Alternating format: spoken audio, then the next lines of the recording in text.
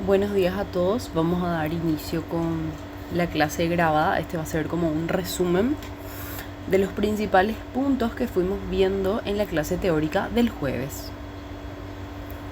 Bueno, como ya sabemos, esta clase se divide en tres partes principales: las generalidades, todo lo que serían partículas fundamentales, conceptos de átomos, moléculas e iones, y los problemas relacionados con los isótopos, isótonos e isóbaros. Bueno, en los conceptos generales, lo que estuvimos viendo justamente es la definición de química, materia y masa. ¿Qué vamos a ver a lo largo de esta materia? Vamos a ver a lo largo de esta asignatura, vamos a ver justamente lo que es materia, sus propiedades físicas y químicas, y por sobre todo cómo diferenciar entre una y otra, cuáles son los cambios que pueden experimentar y las variaciones de energía que acompañan a los procesos. Las variaciones de energía vamos a ver más a profundidad más adelante, pero estos tres sí vamos a ver en el día de hoy. Como ya sabemos por el colegio, materia es todo lo que ocupa un lugar en el espacio y tenga masa.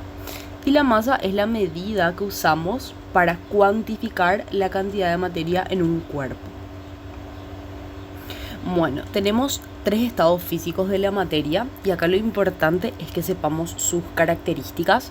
Vamos a ver que una materia sólida es la que tiene forma y volumen constante. ¿A qué nos referimos cuando decimos que tiene una forma constante? Que no varía al poner en un recipiente a otro, por ejemplo. Y volumen constante hace referencia a que el volumen no varía. El ejemplo que estuvimos viendo el día de hoy fue la silla. Una silla, por más de que pongamos en una caja o en cajas de diferentes tamaños, nunca va a adoptar la forma de la caja. ¿Por qué? Porque tiene una forma constante. Ahora, ¿qué pasa? ¿Por qué se da esto? Porque las moléculas que forman a los objetos en estado sólido están muy fuertemente unidas entre sí. Si nosotros tuviéramos un microscopio y pudiéramos ver cómo son los átomos que conforman a estos objetos, vamos a ver que están muy fuertemente unidos. Ahora, en el estado líquido, las materias tienen un volumen constante. Por ejemplo, cuando yo paso el agua de un recipiente a otro, no, a menos de que se me derrame, si tengo 100 mililitros en uno, tengo 100 mililitros en otro. No se me escapa ninguna molécula. Pero ¿qué pasa? Tiene una forma variable. ¿Eso qué quiere decir? Que la forma sí va a depender del recipiente que lo contiene. ¿Y esto por qué se da? Porque si bien las partículas están unidas, no están unidas de una manera tan estrecha, por lo que tienen cierta movilidad. Ahora, en el estado gaseoso, la materia va a tener forma y va a tener volumen variable. Forma variable porque vos con el aire que sale de tus pulmones podés inflar un globo de 1000 formas distintas. ¿Y qué pasa? Las partículas en el estado gaseoso son independientes entre sí, no tienen una fuerza de cohesión sumamente mínima. Entonces eso es lo que hace que tenga volumen variable. Es decir, las partículas se pueden escapar y eso va a disminuir la cantidad de materia. Bueno, ahora, cuando hablamos de la clasificación, es importante que sepamos clasificar primero en sustancia pura y mezcla, ¿verdad? La sustancia pura, vamos a ver que tiene una composición y propiedades constantes. Y lo más importante, que es lo que les va a ayudar a cuando ustedes vean un tema, piensen, el compuesto que me está dando o el ítem que me está dando, yo lo puedo representar con una fórmula química. Y si la respuesta es sí, entonces estamos hablando de una sustancia pura. ¿Y cuál es el ejemplo? El agua, el amoníaco, el oro y el cobre. Pero a su vez la sustancia pura la podemos clasificar en dos: en elementos o sustancias simples y compuestos. ¿Cuál es la diferencia? Que los elementos, sustancias simples, están formadas por átomos de un mismo elemento químico. Los elementos de la tabla periódica, esos mismos elementos, Ahora, ¿qué pasa si yo empiezo a mezclar esos elementos? Mezclo oro con plata, mezclo, por ejemplo, oxígeno con hidrógeno, mezclo sodio con cloro. Ahí vamos a tener compuestos. Y estos son los que están formados por dos o más elementos químicos en una proporción constante. Acuérdense, la diferencia entre sustancia pura y mezcla es principalmente que la sustancia pura se puede representar por una fórmula definida. Ahora, por el contrario, las mezclas es cuando nosotros combinamos ya dos o más sustancias puras, pero cada una... A ver, ¿qué pasa? Cuando vos mezclas dos compuestos, dos sustancias simples para formar un compuesto, vos estás creando algo nuevo. Sin embargo, cuando vos mezclas dos compuestos para formar una mezcla, lo que sucede es que cada parte conserva sus propiedades distintivas, por lo que presenta composición y propiedades variables y no tiene una fórmula definida. Y a su vez, las mezclas se van a clasificar en homogénea y heterogénea. Y esto es clave. Las mezclas homogéneas, estas van a presentar igual composición y propiedades en toda la mezcla. Sin embargo, las heterogéneas tienen una composición diferente a simple vista o en el microscopio. Vamos a graficar esta primera parte. Acá vamos a borrar esto y acá vamos a... Bueno, en una mezcla homogénea lo que nosotros, imagínense que este es un tarro y acá yo tengo una mezcla homogénea. Por ejemplo, tengo agua y lavandina. Ahora, si yo extraigo una porción de este lugar va a seguir siendo agua con lavandina. Si yo extraigo una porcioncita de esta y la evalúo, va a seguir siendo agua con lavandina. Y lo mismo en todos los puntos de la mezcla. Tiene la misma composición en toda la mezcla, que es lo que le diferencia de la sustancia heterogénea. Por ejemplo, si yo acá tengo un frasco y mezclo agua y aceite,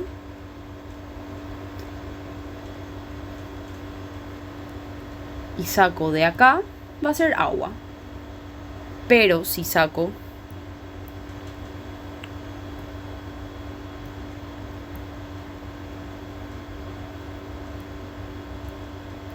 ahí está. Bueno, ponele. Pero si saco de esta porción, va a ser aceite. Entonces, no tiene la misma proporción en todos los puntos. Esa es la diferencia. Ahora, ¿cómo se nos van a presentar los ejercicios de esta parte? A ustedes les van a poner una lista y ustedes van a tener que clasificar.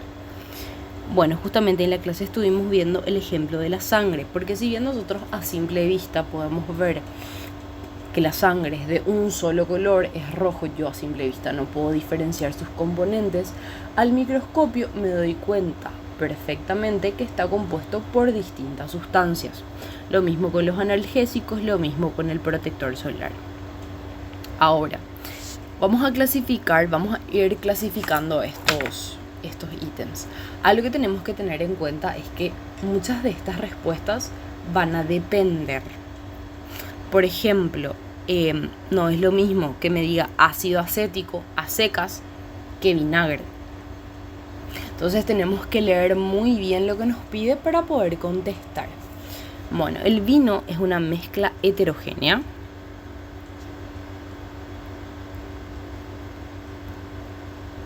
Es una mezcla heterogénea.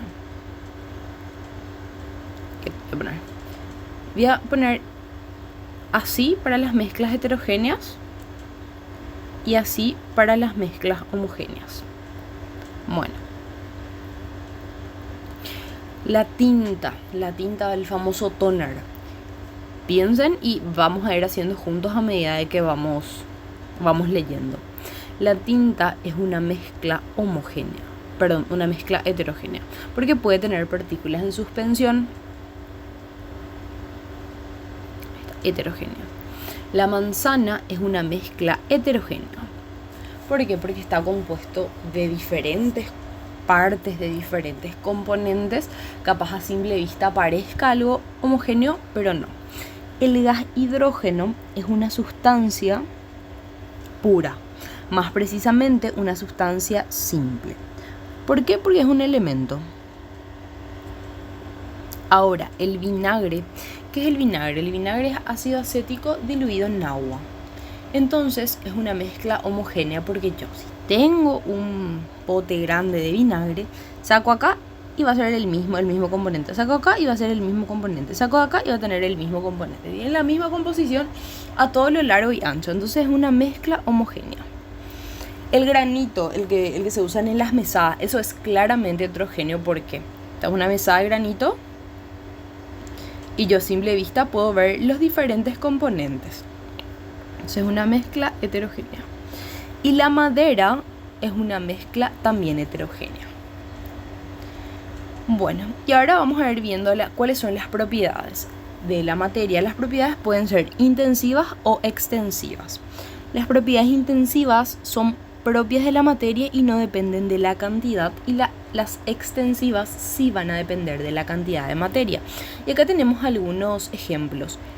Yo puedo tener 1 kilo de oro que va a tener el mismo color que 100 kilos de oro. Yo puedo tener 1 litro de agua que va a tener el mismo punto de ebullición que en 100 litros de agua. Yo puedo tener 1 kilo de plata que va a ser igual de duro que 10 kilos de plata. La solubilidad es una propiedad inherente de la materia, no porque yo tenga más alcohol va a ser más soluble. 1 litro de alcohol es igual de soluble que 10 litros de alcohol. Presión y temperatura.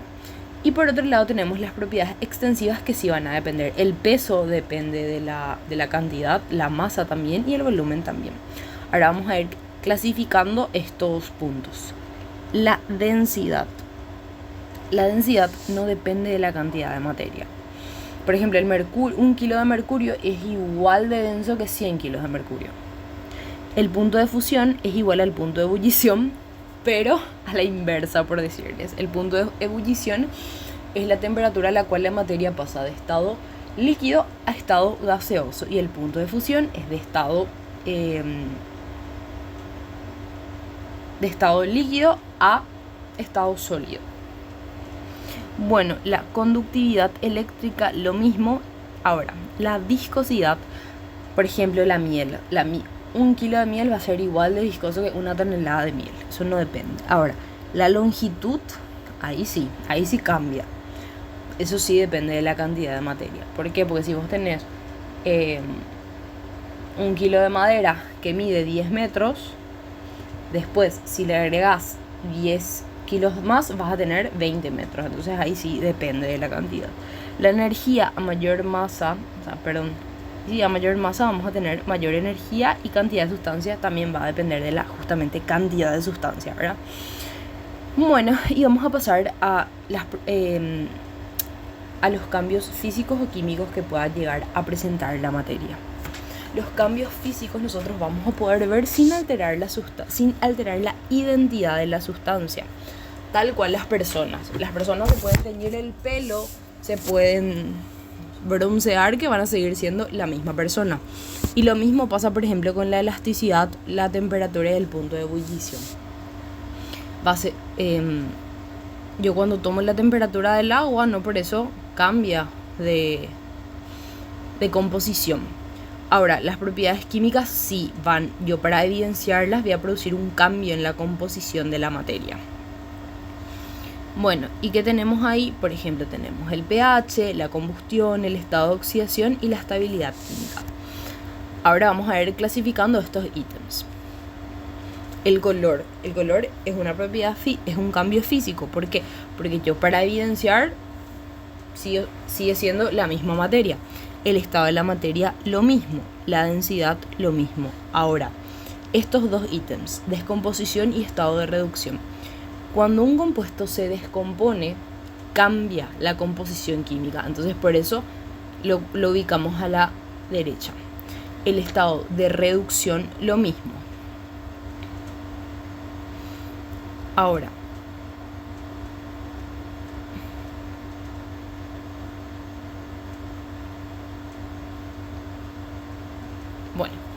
Ahora vamos a hablar de los cambios físicos y químicos. Es muy similar al concepto anterior. Los cambios físicos, la materia cambia de apariencia, pero no de composición. Y los cambios químicos cambia su composición volviéndose químicamente algo diferente. Cuando el agua, por ejemplo, cambia de un estado sólido a un estado líquido, sigue siendo agua. Entonces lo ubicamos en físicos. Cuando yo tengo una mezcla de agua con ácido acético y le diluyo en más agua, sigue siendo lo mismo. Entonces es un cambio físico. La fragmentación es lo mismo que romper. Yo puedo romper un vidrio, pero va a seguir siendo vidrio. La filtración es lo mismo.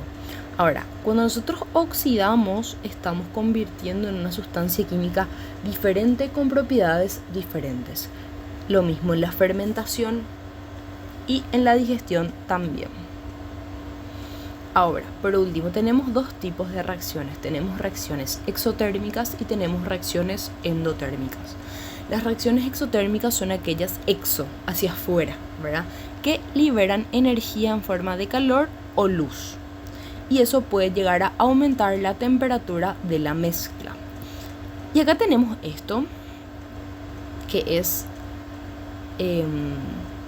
la delta H, que es la variación de energía. ¿Qué quiere decir delta?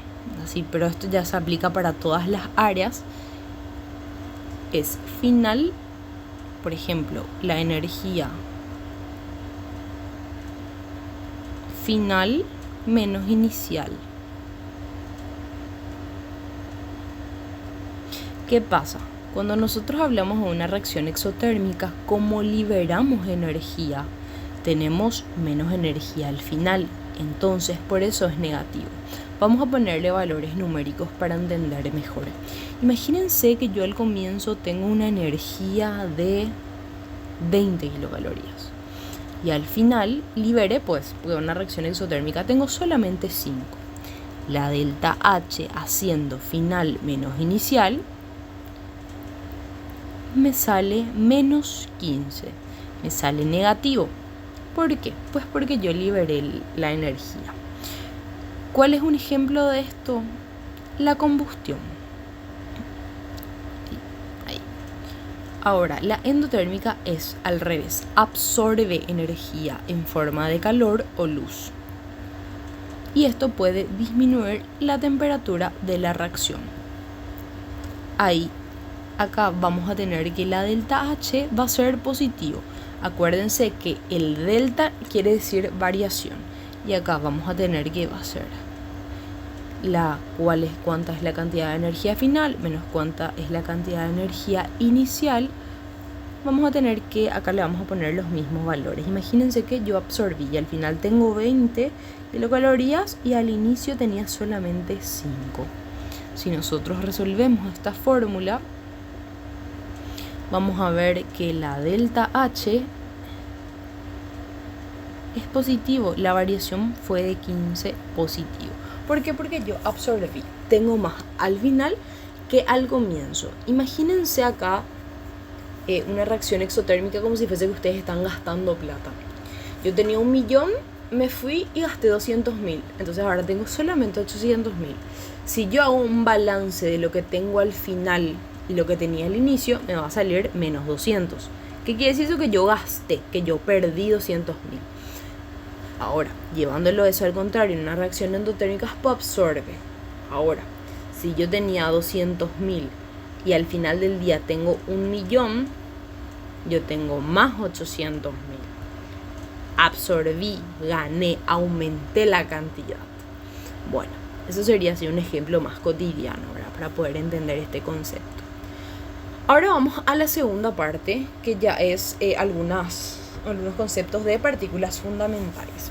Vamos a tener 3 cosas que tenemos que manejar súper bien. Esto vamos a usar más adelante, pero igual ya les menciono acá, que es el concepto de átomo, molécula e ion. Átomo es lo más pequeño de un elemento que todavía conserva sus propiedades químicas. Es lo más pequeño de un elemento que conserva sus propiedades químicas y son todos los elementos de la tabla periódica, pero lo más chiquitito de lo más chiquitito. Molécula ya es cuando nosotros combinamos dos o más átomos iguales o diferentes y los unimos por enlaces covalentes, que el tipo de enlace vamos a ver más adelante.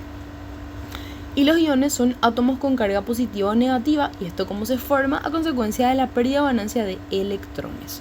Lo más importante que yo quiero que lleven hoy es que lo que se gana o se pierde son electrones, no protones. Y vamos a ir viendo por qué. Bueno, hablando un poco más de los átomos, vamos a dibujar acá un átomo.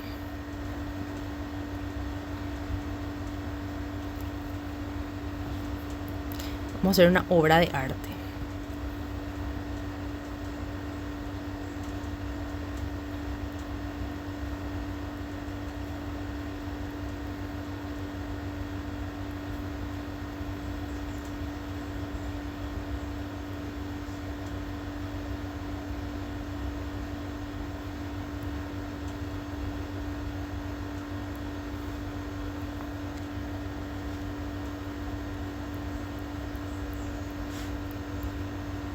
Bueno, esto es un átomo y vamos a ver acá, 0, 0, 0, 0, 0. Bueno, esto es un átomo y vamos a ir viendo qué es todo lo que yo dibujé acá. Esto es el núcleo. ¿Y qué vamos a encontrar en el núcleo? Protones y neutrones. Y estos son los orbitales atómicos.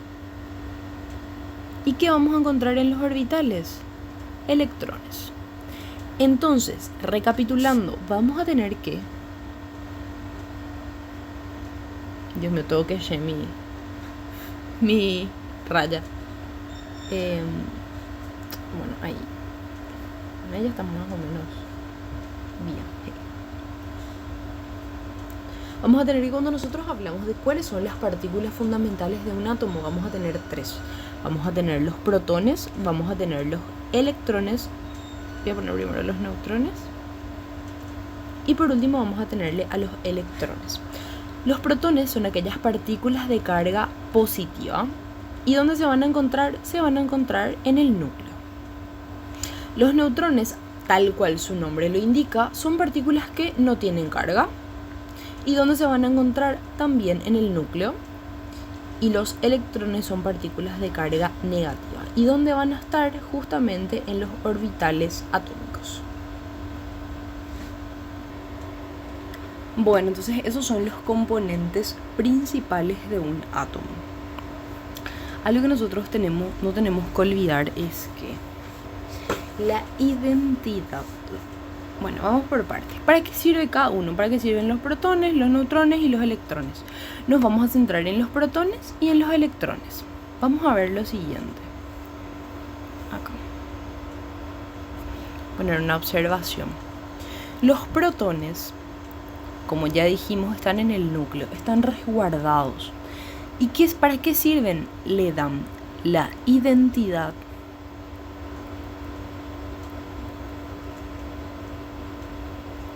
al átomo. Es como su cédula de identidad. O sea, la cantidad de protones dice quién es y por ende cuáles son sus propiedades químicas. Y es muy importante que sepamos que los protones en una reacción química no se pierden. Están en el núcleo, están resguardaditos y ellos, la cantidad no varía. ¿Por qué les digo esto? Porque ahora vamos a ver a los electrones. Ellos orbitan. Como los planetas orbitan al Sol, los electrones orbitan a un núcleo. ¿Y qué quiere decir orbitar? Girar alrededor de. En un orbital, es decir, en una región definida. Bueno, los electrones son los que se ganan, se pierden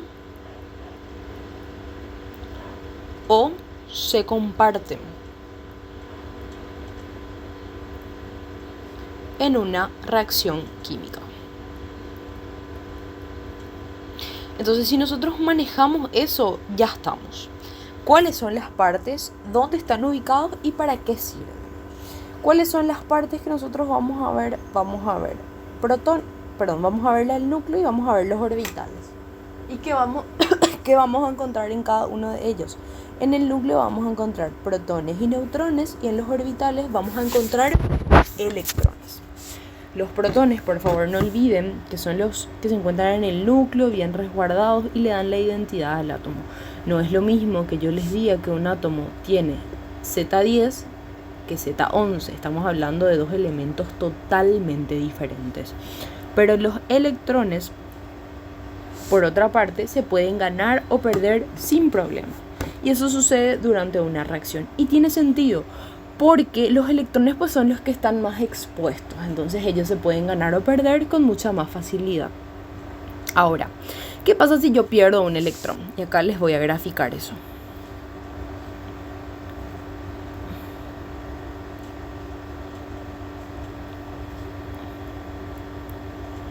Vamos a dibujar acá.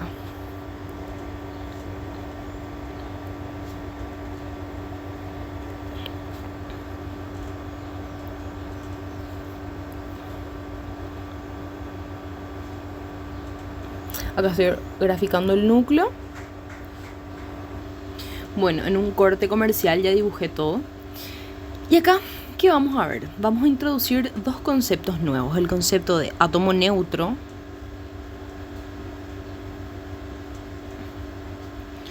El concepto de átomo neutro que voy a poner acá abajito. ¿Y qué es eso? Vamos a ver. Dentro de un átomo vamos a ver, como vimos, protones y neutrones, que es lo que nos interesa. Acá, si contamos, vamos a encontrar 11 protones. Recordemos que tienen carga positiva. Neutrones, ¿cuántos hay? También hay 11, electrones tenía que poner acá, Electrones, ¿qué carga tenían? Negativo. ¿Cuántos electrones cuento acá? 11. Entonces, ¿cuál es la carga de este átomo? 0. Eso es un átomo neutro. Es un átomo en el cual la cantidad de protones y electrones es igual.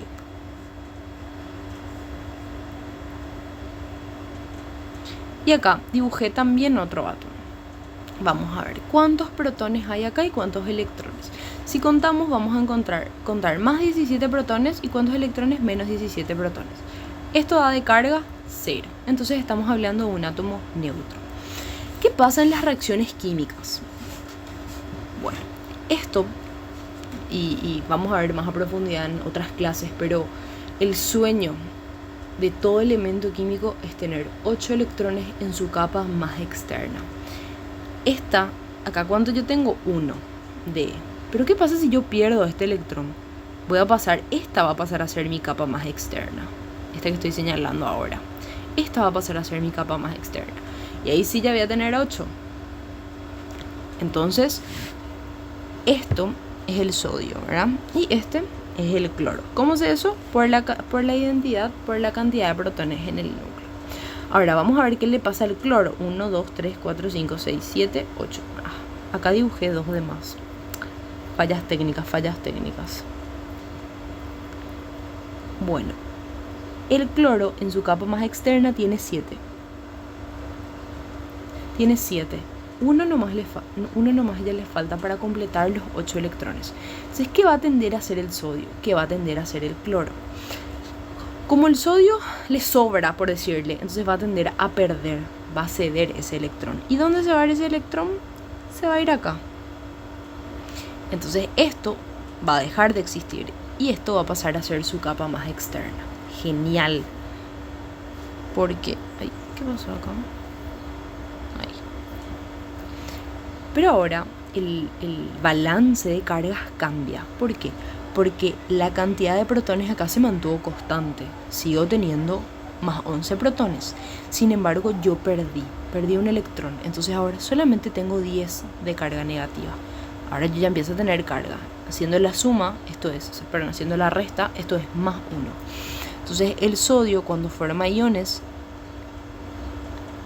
pasa a ser sodio más 1.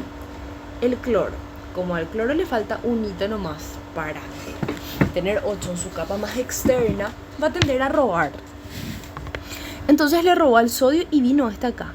Ahora, haciendo el balance, vamos a tener acá protones, no varió, más 17. Y electrones, ¿qué pasó? Yo robé 1, entonces ahora tengo más electrones. Y el balance de carga me sale menos 1, entonces el cloro va a ser menos 1. Y acá así es como se forman los iones. Entonces acá yo tengo un ion positivo y un ion negativo. Al ion positivo le vamos a llamar catión. ¿Y cómo se forma? Se forma por la pérdida de electrones. Y eso hace que tenga una carga positiva. El anión se forma por la ganancia de electrones. Y eso hace que tenga una carga negativa. Bueno, ahora vamos a pasar a los postulados de Dalton, que es un poco de lo que ya estuvimos viendo. Bueno, los elementos están formados por partículas muy pequeñas e indivisibles, llamadas átomos. O sea, lo más pequeño de lo más pequeño es un átomo. Ahora, todos los átomos van a ser iguales entre sí y diferentes a los del otro elemento. O sea, si yo evalúo un átomo de oro acá de Paraguay y un átomo de oro de la China, van a ser iguales. ¿Qué pasa? Hay una música de Drexler que dice: ay, el amor no se crea ni se destruye, solo se transforma. Bueno, lo mismo pasa con los átomos. Los átomos no se crean ni se destruyen, solamente se transforman en otro elemento. Ahora, los compuestos, cuando nosotros vamos a formar compuestos, es decir, cuando vamos a combinar dos átomos de un elemento químico, se van a combinar entre sí, pero va a ser una relación de números enteros sencillos. Es decir, el agua siempre va a estar formado por dos átomos de hidrógeno y uno de oxígeno. Si ustedes evalúan el agua o estudian el agua de acá, el agua de la China o el agua de cualquier parte del mundo, siempre va a ser así su fórmula. Y recapitulando, por ejemplo, si yo les digo el átomo, un átomo siempre va a tener esta estructura de un mismo elemento. Bueno, y vamos a ver dos conceptos que nos van a ayudar a resolver los problemas que tenemos para hoy, que es número atómico y número de masa. El número atómico es la cantidad de protones en el núcleo. Ahora, cuando un átomo es neutro, la cantidad de protones es igual al número de cantidad de electrones. De manera que el número atómico en un átomo neutro representa también la cantidad de electrones. El número atómico, el famoso Z, es igual a la cantidad de protones. Y si nosotros estamos frente a un átomo neutro, esto también va a ser igual a la cantidad de electrones. Ahora, en un ion esto no es así. Z siempre va a ser igual a la cantidad de protones, porque acuérdense que eso no varía, pero esto no va a ser igual a la cantidad de electrones. Bueno, a ver, número de masa es el número total de neutrones y de protones presentes en el núcleo de un elemento. Bueno, ¿qué tenemos acá? Voy a poner un ejemplo para que podamos asimilar estos conceptos.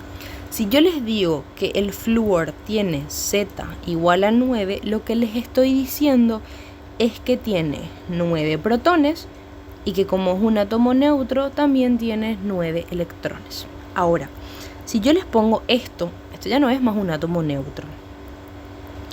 Esto ya es un ion. Va a tener siempre 9 como cantidad de protones, pero perdió un electrón, ganó un electrón. Entonces ahora va a tener 10 electrones. El hierro creo que era igual a 26, sí, 26. Bueno, si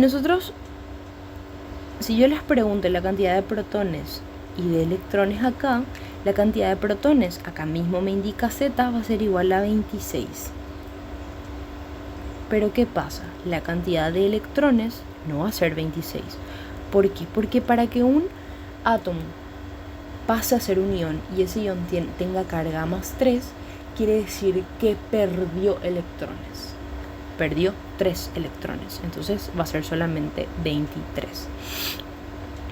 Bueno, y acá nosotros tenemos que el número de masa va a ser igual al número de neutrones más el número de protones.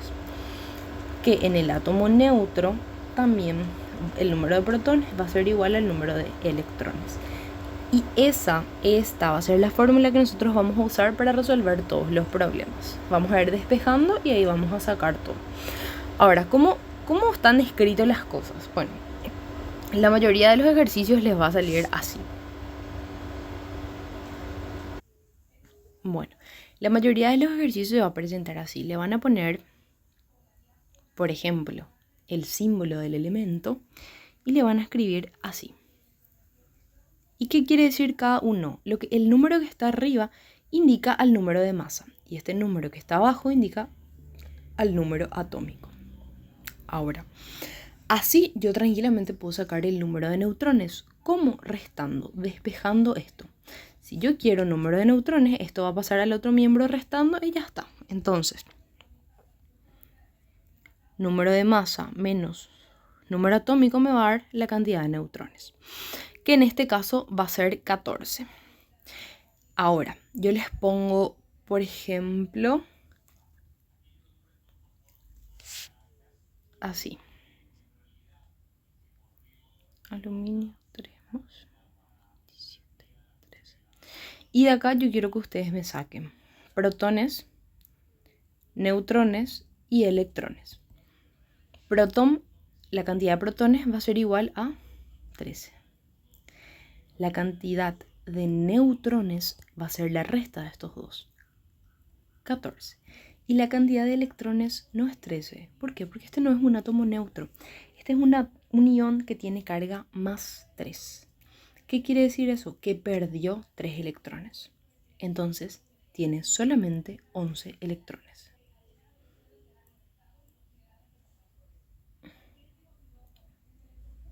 Vamos a ver otros ejemplos. Yo les puedo poner acá así. Nitrógeno 15 y estos 7.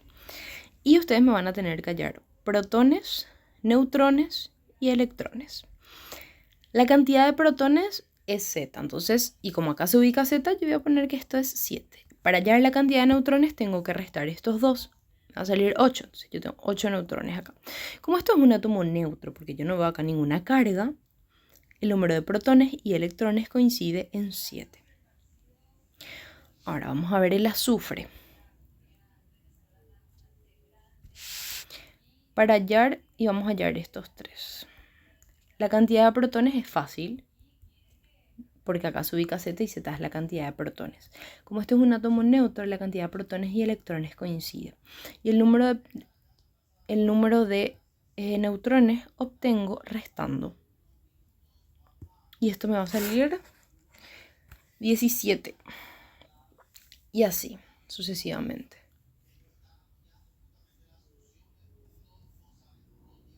Bueno, y vamos a ver un último ejemplo que vendría a ser este.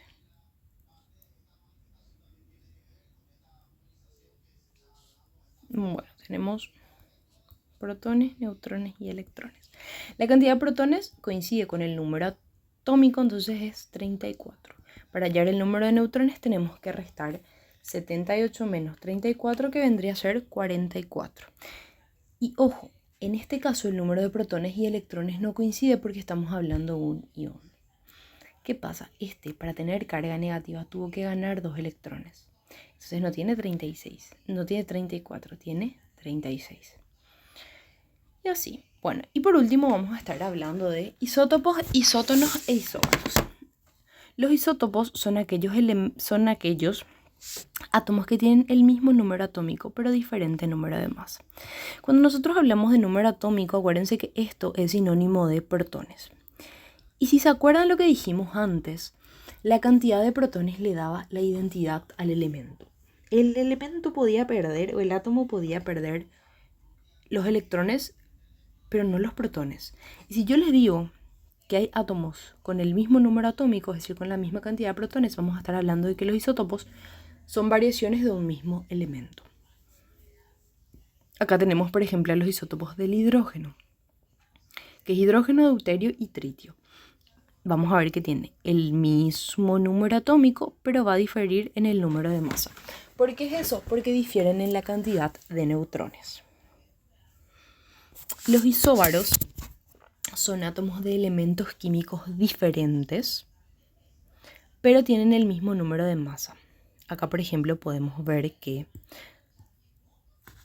el número atómico, es decir, la cantidad de protones, es diferente. Por eso estamos hablando de elementos químicos diferentes, pero que tienen igual el número de masa. Y por último vamos a hablar de los isótonos, que tienen el mismo número de neutrones y todo lo demás es diferente. Estamos hablando de dos elementos con número atómico diferente, dos elementos diferentes. ¿En qué coinciden estos dos? Que al restar en ambos me va a dar 6. Entonces estamos hablando de que estos dos elementos son isótonos. Y lo mismo con estos dos. Bueno.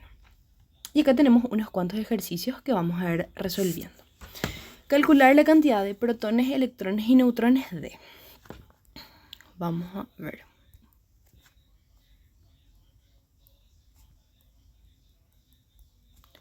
¿Qué me pide protones, electrones y neutrones? Bueno, este es un átomo neutro. Entonces, ¿qué tenemos acá? Que la cantidad de protones va a ser igual a la cantidad de electrones. Y el número atómico es 11, entonces este valor vendría a ser 11. Ahora, para hallar el número de neutrones lo que yo tengo que hacer es restar. Y esta resta me va a dar 9.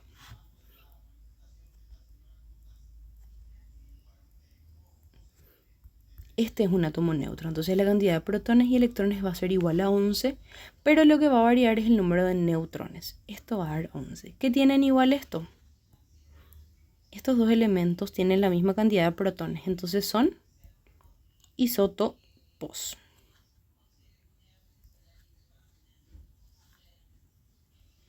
Ahora, vamos a tener al nitrógeno. 14, 7, 3 negativo. Protones, electrones y neutrones. ¿Qué pasa? La cantidad de protones me dice el número atómico es 7. La cantidad de electrones no va a ser igual a la cantidad de protones porque esto es un ion. Es un anión, es decir, ganó electrones, ganó 3 electrones. Entonces la cantidad de electrones va a ser 10. Y para hallar la cantidad de neutrones simplemente resto. Acá ya está. En el 4.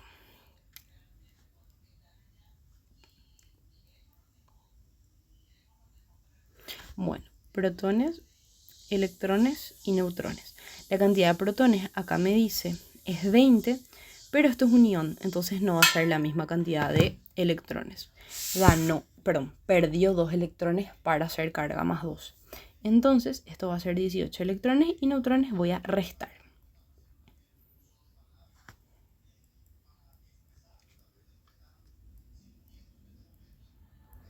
Lo mismo acá. Protones, electrones y neutrones. La cantidad de protones es 17, la cantidad de electrones, ojo, porque estamos ante un anión que ganó un electrón, entonces esto va a ser 18. Y para hallar el número de neutrones, simplemente restamos. Es 18, creo que también. Esta resta 17. Ah, no, 18 es, perdón.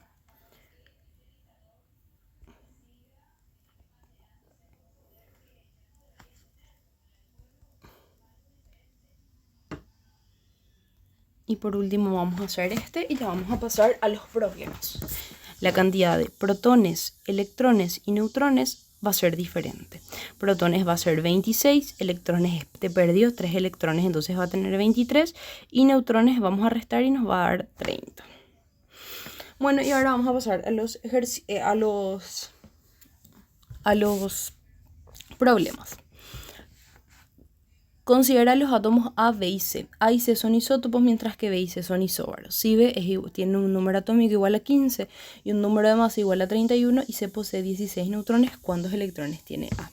Bueno, ¿y cómo nosotros vamos a resolver esto? Bueno, lo primero que vamos a hacer es vamos a anotar de esta manera. Y acá vamos a poner cómo corresponde el número atómico, el número de masa, número atómico, el número de masa y el número atómico. Y vamos a ir haciendo. ¿Qué me dice? Me dice que A y C son isótopos. Entonces lo que yo hago es, le pongo acá una flechita. Esa es la forma en la cual a mí me es más fácil resolver estos ejercicios. Entonces, y después me dice que B y C son isóbaros, es decir, tienen el mismo número de masa. Si B tiene una Z igual a 15 y un número de masa igual a 31 y C posee 16 neutrones. ¿Cuántos electrones posee A? Entonces yo lo que quiero saber, como A es un átomo neutro, la Z va a ser igual a la cantidad de protones, pero también a la cantidad de electrones. Entonces lo que yo quiero hallar es la Z de A. Bueno, entonces acá tienen el mismo número de masa, entonces tranquilamente copio.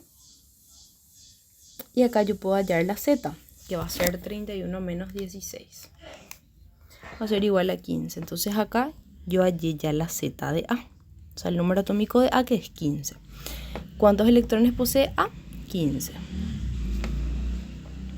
A ver, los átomos D, E y F tienen las siguientes relaciones. Vamos a anotar D, E y F.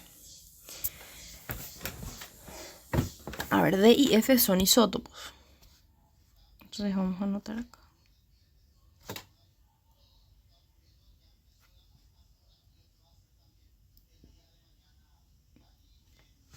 Y me dice que E y F son isóbaros.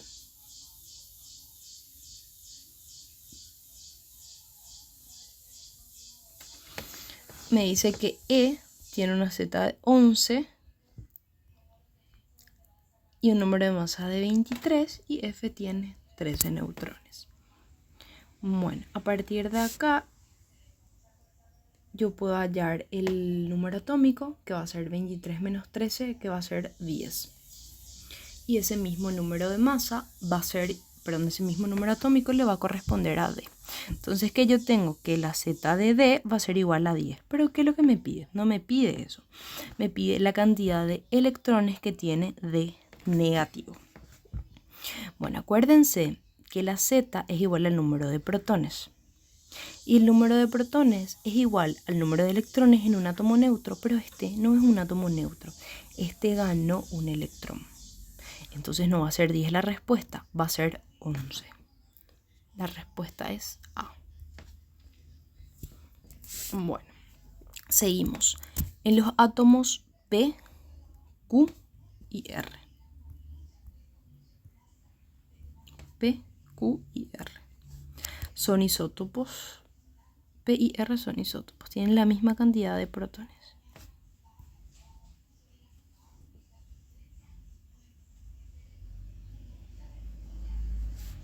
Y Q y R son isóbaros. Entonces, ¿qué datos me da? Me dice que Q tiene una Z de 8, número de masa de 18, que es el mismo número de masa que tiene R, y R tiene un número de neutrones igual a 10.